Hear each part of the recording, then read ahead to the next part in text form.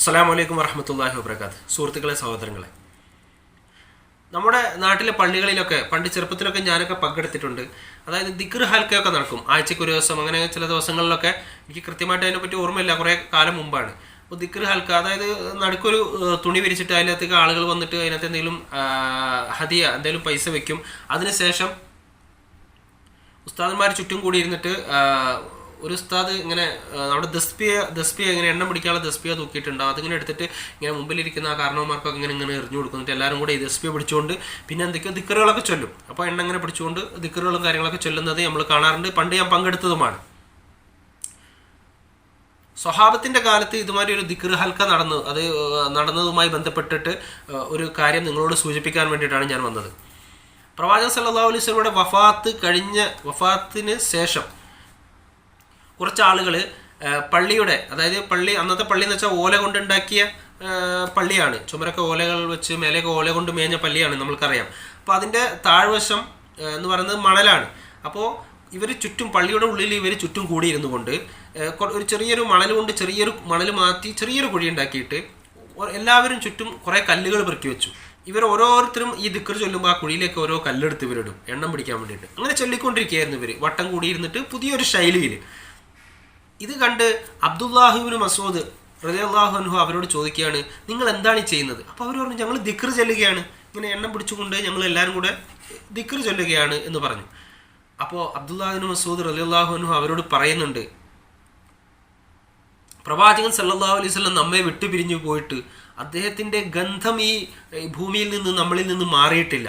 അതിനു മുമ്പേ നിങ്ങൾ പിഴച്ചു പോയല്ലോ എന്നാണ് അബ്ദുല്ലാഹിബ്നു മസ്ഊദ് അവരോട് പറഞ്ഞത്. അപ്പോൾ അവർ പറഞ്ഞൊരു ന്യായമുണ്ട്. ഇന്നത്തെ കാലത്ത് നമ്മൾ സമസ്തക്കാരിൽപ്പെട്ട ആളുകളോടൊക്കെ നമ്മളിങ്ങനെ ദീന് പറഞ്ഞു കൊടുക്കുമ്പോൾ ഇതൊക്കെ ചെയ്യാൻ പാടില്ല, ഇത് ദീനിലില്ലാത്തതാണ്, ഇത് പ്രവാചകൻ പഠിപ്പിക്കാത്തതാണെന്നൊക്കെ പറഞ്ഞു കൊടുക്കുമ്പോൾ അവർ നമ്മളോട് പറയുന്ന ഒരു ന്യായമാണ്, ഞങ്ങളിത് നന്മയാണ് ഉദ്ദേശിക്കുന്നത്, ഞങ്ങൾ പ്രത്യേകതരം നന്മയാണ് ഉദ്ദേശിക്കുന്നത്, ഞങ്ങൾ നല്ല കാര്യമാണ് ചെയ്യുന്നത്, അതുകൊണ്ട് നരകത്തിലൊന്നും പോവില്ല. കാരണം ഉസ്താദന്മാർ അവരോട് അങ്ങനെയാണ് പറഞ്ഞ് മനസ്സിലാക്കി കൊടുത്തിരിക്കുന്നത്. പക്ഷേ അബ്ദുല്ലാഹിബ്നു മസ്ഊദ് റളിയല്ലാഹു അൻഹു പറയാണ്, നിങ്ങൾ പിഴച്ചു പോയല്ലോ, പ്രവാചകൻ സല്ലല്ലാഹു അലൈഹി വസല്ലം വിയോഗം കടഞ്ഞ് കുറച്ച് ദിവസമായപ്പോഴത്തേനും നിങ്ങൾ പിഴച്ചു പോയല്ലോ എന്ന് അവരോട് പറഞ്ഞപ്പോൾ അവർ പറഞ്ഞ വാദം ഇതാണ്, ഞങ്ങൾ നന്മയാണ് ഉദ്ദേശിക്കുന്നതെന്ന്. പിന്നീട് പണ്ഡിതന്മാർ പറഞ്ഞ റിപ്പോർട്ടുകളൊക്കെ വെച്ച് നോക്കിയാൽ ആ ആളുകളെ അബ്ദുല്ലാഹിബ്നു മസ്ഊദ് റളിയല്ലാഹു അൻഹു അവിടുന്ന് ഓടിച്ചു എന്ന് പറഞ്ഞു. അവിടുന്ന് ഓടിച്ചു മാത്രമല്ല, ആ ഒരു ബിദ്അത്തിന് തുടക്കം കുറിച്ച്, ആ പള്ളിയിൽ തുടക്കം കുറിച്ചതുകൊണ്ട് ആ പള്ളി അവിടുന്ന് പൊളിച്ചു മാറ്റി എന്ന് വ്യക്തമായ റിപ്പോർട്ടുകൾ. മാത്രവുമല്ല, ഈ ഓടിയ ആളുകൾ പിന്നീട് ഖവാരിജികളുടെ കൂടി ഇസ്ലാമിനെതിരെ, മുസ്ലിംകൾക്കെതിരെ, സ്വഹാബികൾക്കെതിരെയൊക്കെ യുദ്ധങ്ങൾ വരെ ചെയ്തിട്ടുണ്ട്, നമ്മുടെ ശത്രുപക്ഷത്ത് പോയി ചേർന്നിട്ടുണ്ട് എന്ന് വരെ റിപ്പോർട്ടിൽ വ്യക്തമായി കാണാം. അപ്പോൾ ഒരു ബിദ്അത്ത് അത് നല്ലതാണ്. അത് ഈ ദിക്ർ, ഇവർ ചൊല്ലിക്കൊണ്ടിരുന്ന ദിക്ർ നബി സല്ലല്ലാഹു അലൈഹി വസല്ലം പഠിപ്പിച്ച ദിക്ർ തന്നെയാണ്. പക്ഷേ അങ്ങനെയൊരു വട്ടവും അങ്ങനെയൊരു മട്ടവും അങ്ങനെയൊരു എണ്ണവും തിട്ടപ്പെടുത്തി റസൂലുള്ളാഹി സ്വല്ലല്ലാഹു അലൈഹി വസല്ലം അങ്ങനെ ഒരു സംഭവം പ്രവാചകൻ സല്ലല്ലാഹു അലൈഹി വസല്ലമയുടെ ജീവിതകാലത്ത് ചെയ്തിട്ടില്ല എന്നുള്ളത് കൊണ്ട് അതുപോലത്തെ ഒരു സംഭവം കൊണ്ടുവന്നപ്പോൾ അത് ആ പള്ളി വരെ പൊളിച്ചു മാറ്റുന്ന അത്രയും വലിയ തെറ്റായി അത് മാറിയത് കൊണ്ടാണ്, അതങ്ങനെ സ്വഹാബത്ത് മനസ്സിലാക്കിയത് കൊണ്ടാണ്, ബിദ്അത്തിന്റെ ഗൗരവം സ്വഹാബത്ത് മനസ്സിലാക്കിയത് കൊണ്ടാണ് അബ്ദുല്ലാഹിബ്നു മസ്ഊദ് റളിയല്ലാഹു അൻഹു ഒക്കെ അങ്ങനെ ചെയ്തത്. സുഹൃത്തുക്കളെ, നമ്മളിന്ന് നമ്മുടെ പള്ളികളിലേക്ക്, സമസ്ത പള്ളികളിലേക്ക് ഒന്ന് കയറി നോക്കുക. ഇന്ന് ചെയ്യുന്ന ആചാരാനുഷ്ഠാനങ്ങൾ എന്തൊക്കെ ചെയ്യുന്നുണ്ട്. ഇതിൽ എന്തെങ്കിലും ഒന്ന് പ്രവാചകൻ സല്ലല്ലാഹു അലൈഹി വസല്ലമയുടെ മാതൃകയിലുണ്ടോ? സ്വഹാബത്ത് ചെയ്തിട്ടുണ്ടോ? തബയങ്ങളും അയിമത്തുകളും ചെയ്തിട്ടുണ്ടോ?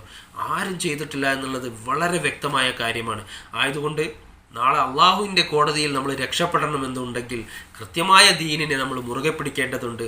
അതല്ലാത്ത ഒന്നും തന്നെ അള്ളാഹു സുബ്ഹാനഹു വ തആല സ്വീകരിക്കുകയില്ല. നമ്മളിൽ നിന്ന് ബിദ്അത്തും ശിർക്കും ഒക്കെ വന്നു പോയി കഴിഞ്ഞാൽ നമ്മുടെ അമലുകൾ, അത് എത്ര ഹജ്ജ് ആയിക്കോട്ടെ, എത്ര കഷ്ടപ്പെട്ട് ചെയ്ത ഉംറ ആയിക്കോട്ടെ, വർഷങ്ങളോളം ചെയ്ത ഇബാദത്തുകളായിക്കോട്ടെ, എല്ലാം അള്ളാഹു തൂളാക്കി കളയും. അതിനൊന്നും തന്നെ അള്ളാഹു സ്വീകരിക്കുകയില്ല. നമ്മൾ വെറും കൈയോടുകൂടി അള്ളാഹുവിൻ്റെ മുമ്പിൽ നിൽക്കേണ്ട ഒരു അവസ്ഥ വരും.